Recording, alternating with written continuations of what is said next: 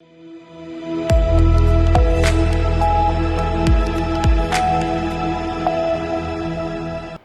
के बाद एक बार फिर से आप सभी का स्वागत है सी न्यूज़ भारत में। वक्त हो गया है उत्तर प्रदेश बुलेटिन का। उत्तर प्रदेश बुलेटिन में बात होगी एटा की, जहां एटा में किसानों को जागरूक कर प्राकृतिक खेती को बढ़ावा दे रहे योगेश प्रताप सिंह। साथ ही बात होगी ललितपुर की, जहां ग्राम छिल्ला के आगे बरजरा स्टैंड पर हुआ भीषण एक्सीडेंट। ऐसी तमाम खबरों की विस्तृत से चर्चा करेंगे इस बुलेटिन में। एटा के जलेसर से खबर है, जो तहसील के नगला सुखदेव गांव में भारतीय किसान यूनियन भानु के प्रदेश अध्यक्ष योगेश प्रताप सिंह ने सैकड़ों बीघे में सफल प्राकृतिक खेती की। वो कुरुक्षेत्र गुरुकुल के माध्यम से किसानों को इसकी उपयोगिता समझा रहे हैं। उनके खेतों की हरियाली इसकी सफलता का प्रमाण है। प्राकृतिक खेती से न केवल स्वास्थ्यवर्धक अनाज मिलता है, बल्कि मिट्टी की उर्वरा शक्ति भी बनी रहती है और रासायनिक उर्वरकों के दुष्प्रभाव भी कम होते हैं। आचार्य देवव्रत ने भी इसे युवाओं के स्वास्थ्य के लिए उपयोगी बताया है। साथ ही योगेश प्रताप सिंह किसानों की समस्याओं के समाधान में भी सक्रिय हैं। अध्यक्ष जी, आपने प्राकृतिक खेती की है, क्या लगाया है इस समय और कितना आपको प्राकृतिक खेती में लाभ है? कई सालों से आप कर रहे हैं। लाभ तो ये है कि हमारा चूँकि 1 रुपये का कोई DAP यूरिया कोई कीटनाशक हम नहीं लाए 4 साल से किसी दुकान से। तो लाभ ये है, गऊ आधारित खेती है। ये एक देसी गाय से 150 बीघा भूमि हो सकती है अगर सिस्टम से की जाए, जीवामृत खाद बना के और घनजीवामृत खाद बना के। तो वो ही लग रहा है इसमें।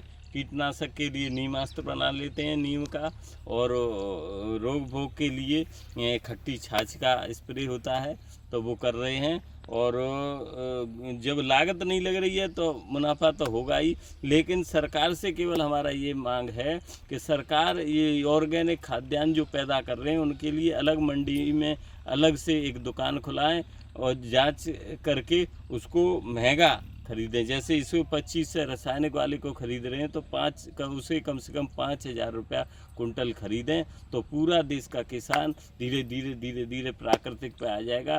क्योंकि आज लोगों की लागत इतनी आ गई है कि उससे किसानों को कुछ नहीं बच रहा है। तो जिसमें लागत भी कम होगी और पैदावार तो अच्छी होगी ही होगी, क्योंकि खेत तो मजबूत होंगे इससे, और रेट अच्छे मिलेंगे तो उनको बचेगा, किसानों को घाटा नहीं पड़ेगा। तो इसलिए किसान उस पर आएंगे।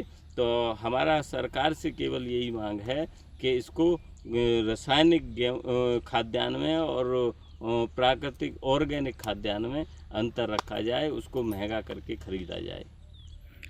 अच्छा, कितने आपने बीघा में अभी धान जो लगाया है प्राकृतिक खेती का, कितने बीघे में है? ऐसा है 35-40 बीघा धान लगाया है इस समय, और सरसों के लिए तैयारी है। सरसों लगाएंगे और गेहूँ लगाते हैं, मूंग लगाते हैं, आलू भी लगाते हैं, सारी फसल कर रहे हैं। उसमें बस केवल गायों की ज़रूरत है, तो गाय रख रहे हैं, उससे दूध भी पीते हैं और घी भी खाते हैं, और खेत में खाद बना के और खेत करते हैं। सब सिस्टम सही चल रहा है।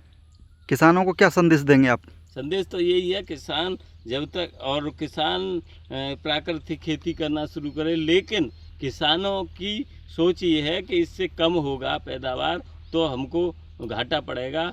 तो इसीलिए हम सरकार से मांग करते हैं कि हमें शुद्ध पैदा कर रहे हैं, उधर सब्सिडी नहीं ले रहे हैं, और न DAP पे न यूरिया पे न किसी पे, तो उसको रेट ऑर्गेनिक खाद्यान्न के रेट अच्छे देने शुरू करें किसान, तब किसान की समझ में आएगा और पूरा किसान प्राकृतिक खेती करना शुरू कर देगा। ऐसे नहीं कोई करेगा। एटा से सी न्यूज़ संवाददाता लखन यादव की रिपोर्ट। इटावा के उसराहाट क्षेत्र में विदुना रोड स्थित गौसिया क्लिनिक पर झोला छाप डॉक्टर मोहम्मद आरिफ उर्फ सोनम के गलत इलाज से मरीज दिनेश कुमार की हालत बिगड़ गई, जिससे हड़कंप मच गया। मरीज के रिश्तेदार ध्रुव के विरोध करने पर डॉक्टर ने उसे बाहर निकाल दिया, जिससे भीड़ जुट गई और हंगामा हुआ। मरीज को गंभीर हालत में सैफई मेडिकल कॉलेज रेफर किया गया। पुलिस मौके पर पहुंची और ACMO डॉक्टर सत्येंद्र यादव ने क्लिनिक पर जांच की बात कही। बताया गया कि क्लिनिक अवैध रूप से चल रहा है और पहले भी ऐसी घटनाएं हो चुकी हैं। स्थानीय लोगों ने प्रशासन पर लापरवाही का आरोप लगाया है। क्या नाम था? ध्रुव कुमार। क्या मामला हुआ? मामला ये था कि हमारी मौसी की लड़का भर्ती था उसमें उत्तराहार, और वो क्या कहते हैं घोसिया क्लिनिक पर। तो उसने मुझे फ़ोन किया कि कहा कि ध्रुव भैया मेरे पैरों में हाथों पैरों में दर्द हो रहा है और यहाँ पे डॉक्टर ने जो वो लगाई है बोतल वोतल, उसी से अब पता नहीं होने लगा, दर्द ज़्यादा तेज होने लगा। तो फिर मैं वहाँ पे पहुँचा तो मैंने डॉक्टर से कहा, हमने कहा भैया इनको देखिए, थोड़ा अच्छे से देखिए, इनको दर्द हो रहा है और ये जो बोतल चल रही है, इसको सही से देखिए, इसमें क्या मिलाया आपने देखिए। हैं, तो डॉक्टर बोला कि इनका दर्द ऐसे थोड़ी नहीं सही हो जाएगा, वो धीरे-धीरे सही होगा और ये वो फालतू बातें करने लगा। हाँ, और लड़ने लगा।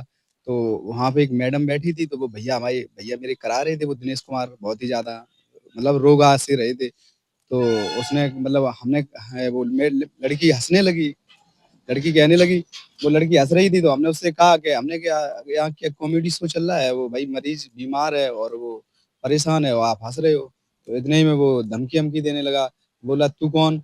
मैंने कहा मैं ध्रुव कठेरिया, ग्राम पंचायत बेहवा। कि तू कौन, क्या नेता है? हमने कहा नेता नहीं, हम भारतीय जनता पार्टी के शक्ति केंद्र संयोजक हैं। कि अच्छा, तो क्या क्या कर लेगा, ये वो ऐसी फालतू बातें करने लगा, लड़ने लगा और कॉलर-वॉलर पकड़ लिया, थप्पड़ मार दिया, बदतमीजी से बात करने लगा। उसके बाद फिर वो क्या कहते हैं मतलब 108 पे फ़ोन किया हमने, तो वो क्या बोलते हैं एम्बुलेंस आई, तो एम्बुलेंस में मैंने बैठाया, ठीक है? तो वो एम्बुलेंस फिर हम लोगों को सैंपई ले गई, उसको भाई को सैंपई सैंपई एडमिट करवाया, भर्ती करवाया, उसका ट्रीटमेंट चला, तब जाके उसे कहीं आराम मिला। डॉक्टर के द्वारा धमकी दी गई, कहा कि हम तुझे छेड़खानी लगवाएँगे और झूठे मुकदमे में फँसवा देंगे, अगर तू कहीं भी शिकायत करेगा या कुछ भी करेगा। क्या वहाँ पुलिस नहीं मौजूद थी? वहाँ पे पुलिस मौजूद थी।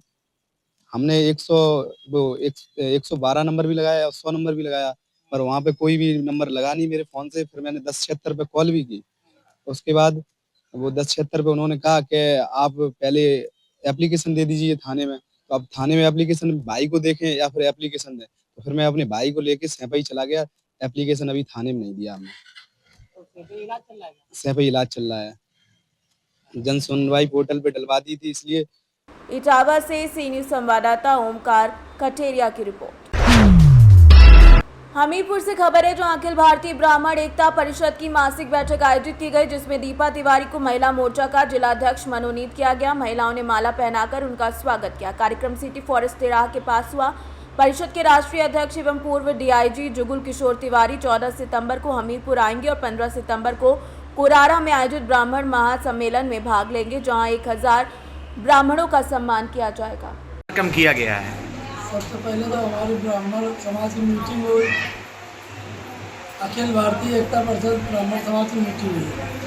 इसके बाद हम लोग महिला मोर्चा की जिलाध्यक्ष की घोषणा की, जिसमें कि हमने मनोनीत किया दीपा तिवारी जी को।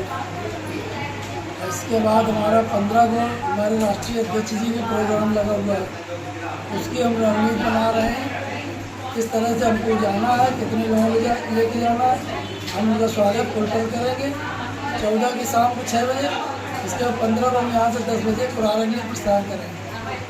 मैं जिलाध्यक्ष, मंडल संरक्षक और जो हमारे राष्ट्रीय एकता परिषद के संरक्षक हैं श्री नीरज मिश्रा जी, अवधेश मिश्रा जी और हमारे युवा मोर्चा के जिलाध्यक्ष लालजी पांडे जी, नगर अध्यक्ष बादल जी और समस्त ब्राह्मण कार्यकर्ता पदाधिकारी जो है साथ में चलेंगे। हमीरपुर से सी न्यूज़ संवाददाता ब्रजेश कुमार बादल की रिपोर्ट। ललितपुर से खबर है, जहां ग्राम चिल्ला के आगे बजर्रा स्टैंड पर एक भीषण सड़क हादसे में ग्राम अंडेला के 3 युवकों की मौत हो गई, जिनकी उम्र 25 से 40 वर्ष के बीच बताई जा रही है। ये लोग मोटरसाइकिल से सिलवान सब्जी लेने गए थे और लौटते समय ललितपुर की ओर से आ रही 4 व्हीलर ने उन्हें कुचल दिया। मौके पर पहुंचे ग्रामीणों ने जब 4 व्हीलर चालक से पूछताछ की तो उसने अपना नाम सचिन बताया, जो मदनपुर थाने में पुलिस कांस्टेबल है। हादसे में शामिल 4 व्हीलर गोरा मड़ावड़ा क्षेत्र की बताई जा रही है। ललितपुर से सी न्यूज़ संवाददाता संजय रजक की रिपोर्ट। फिलहाल के लिए बुलेटिन में इतने ही। देश और दुनिया की तमाम खबरों के लिए आप देखते रहिए सी न्यूज़ भारत।